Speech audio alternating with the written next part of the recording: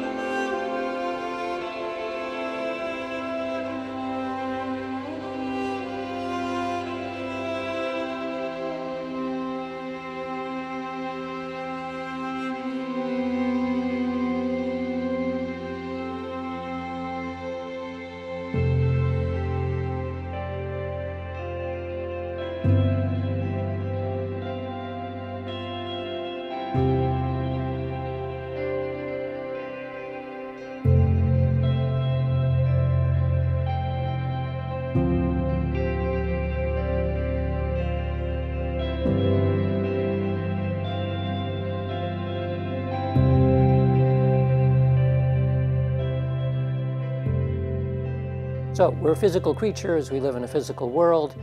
Physics has to be compatible, at least, with the kinds of phenomena we're talking about. So if somebody claims that they can project their mind somewhere and get information from a distance, physics has to allow that, because otherwise it doesn't make any sense.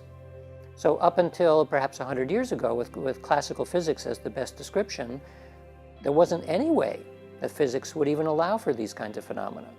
Somewhere about 100 years ago, a little bit more now, the idea of multiple dimensions came along. And so people doing my kind of work suddenly became very interested in the possibility that there are other dimensions here.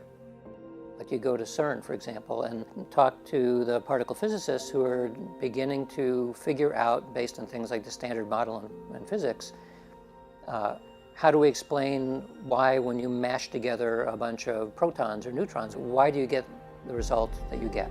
Well, there's a bunch of particles. Well, some of those theories require that you'd need more than 3 dimensions of space and 1 of time. So that's how you begin to find that these other dimensions.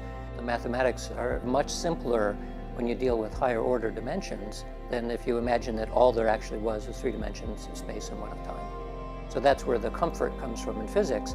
But the mathematics say, well, there ought to be 11 dimensions. And that allows you to predict that if you take certain hunks of matter and you mash them together, that the behavior of that should look a certain way with 11 dimensions, but it would look very different with 3.